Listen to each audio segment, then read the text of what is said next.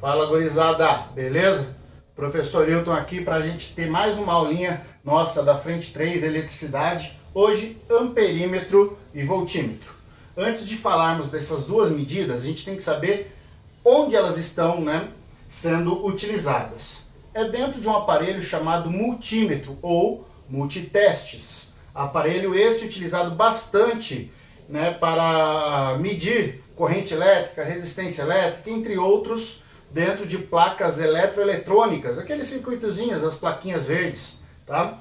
Bem, muita atenção com este multímetro quando for utilizar em casa. Tome cuidado, verifique bem qual ele é, qual ele não é, porque dependendo do aparelho, ele não é utilizado para medir, sei lá, a tensão numa tomada, ok? Este aqui representado, é uma forma bem sintetizada, simples, para a gente ver que ele pode permitir medidas de corrente elétrica, voltagem elétrica ou ADDP. Nós temos a resistência elétrica, capacidade elétrica, lá do capacitor. Então aqui a gente tem um dispositivo bem montadinho, onde o vermelho vai representar para nós o cabo que vai medir o lado positivo e o preto o negativo. Bem, dentro dos nossos exercícios, dos problemas comuns que temos na física, o amperímetro vai ter esta representação, esta bolinha com uma seta e o A dentro, medida da corrente elétrica, e o voltímetro vai ter a mesma representação, só que o Vzinho, que é a medida da tensão elétrica. Agora, quando utilizá-los? Que outros tipos de equipamento nós temos? Vamos então aqui para a sequência da aula. O amperímetro tem por função medir a corrente elétrica no circuito, como a gente já havia mencionado. Importante, a resistência interna dele é nula. Então, o denominaremos de amperímetro ideal, ok? Importante que ele tem que ser colocado em série ao resistor. Então, ele tem que ter resistência nula para não interferir na medida da corrente. Porque se ele tiver uma resistência, ele passa a ser um dispositivo a mais do circuito puxando corrente elétrica. Por isso que na ideia do ideal, a corrente é nula. Já o voltímetro, ele vai medir a tensão elétrica, o que chamamos de DDP. A resistência interna do voltímetro agora ela é infinita. O infinito em aspas, porque, óbvio, um valor infinito fica meio lógico da gente entender que não tem. O que nós entenderemos é o seguinte: o valor da resistência do voltímetro é muito, mas muito maior que da resistência colocada junto a ele, ok? Ele então passa a ter que ficar em paralelo. Por quê? Como ele tem a resistência infinita, colocando ele em paralelo, o que a corrente elétrica vai fazer? Vai passar direto. Lembrando lá da aula da resistência, que a corrente elétrica, ela quer caminhar sempre pelo lado mais fácil. Então, onde tiver menor resistência para ela, é por onde ela vai. Aqui sendo infinito, aqui tendo um valor bem menor, a corrente passa direto, não interferindo no circuito.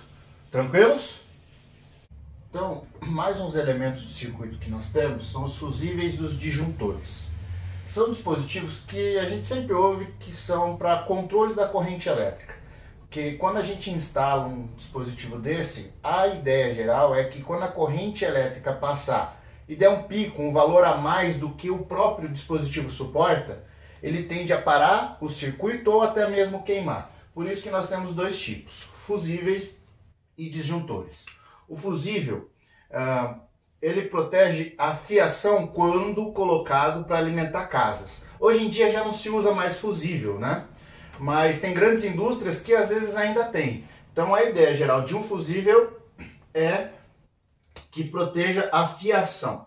Agora, nós temos alguns equipamentos, que nem o multímetro que eu falei anteriormente, que dentro dele tem dispositivos, tem fusíveis. Então alguns dispositivos ainda usam de fusível para que não estrague o equipamento. Agora, o disjuntor, ele vai proteger a fiação da sua instalação residencial.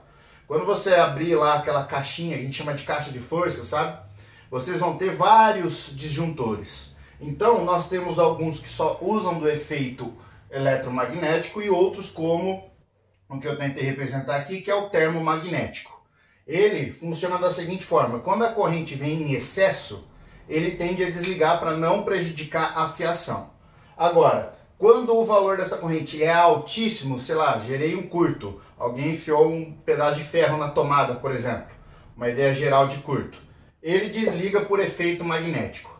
Agora, quando ele está sendo alimentado pela corrente, coloquei aqui a simbologia 20 amperes, e passo uma corrente ali de 25, ele desliga por efeito térmico. Então a gente tem alguns dispositivos um pouquinho diferentes. O importante de vocês lembrarem é que eles controlam a corrente para que o excesso de corrente não prejudique a sua fiação ou o seu equipamento.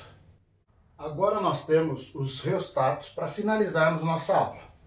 Os reostatos são resistores de resistência variável. Tem dois tipos aqui bem comuns, que é o de cursor, então reostato de cursor, e o reostato de pontos. O de cursor, fica claro aqui observar que nós temos algo semelhante a uma mola, né? Que é a nossa resistência, por onde a corrente elétrica vai entrar, ok? Aqui nós temos uma haste que vai variar o comprimento que eu tenho desta minha, vamos chamar de mola, desta minha molinha. Então, menos molas aqui, eu tenho uma certa resistência. Se o cursor mudar para lá, muda a minha resistência. Então, conforme este cursor vai mudando, a resistência muda, consequentemente posso ter mudanças de temperatura, tipo chuveiro elétrico, ferro elétrico e afins. Então, este é o reostato de cursor. Já o de pontos, ele funciona por meio de uma chave, uma manivela, que ao encostar em determinados pontos, muda a resistência do reostato. No caso dele ligar no ponto 1, quanto que vai dar a resistência do reostato? Fechei a chave, a corrente elétrica passa direto, não pega nenhum resistor. Então a resistência do reostato, 0. Agora, se ele for ligado no 2, o que vai acontecer com a chave aqui em 2?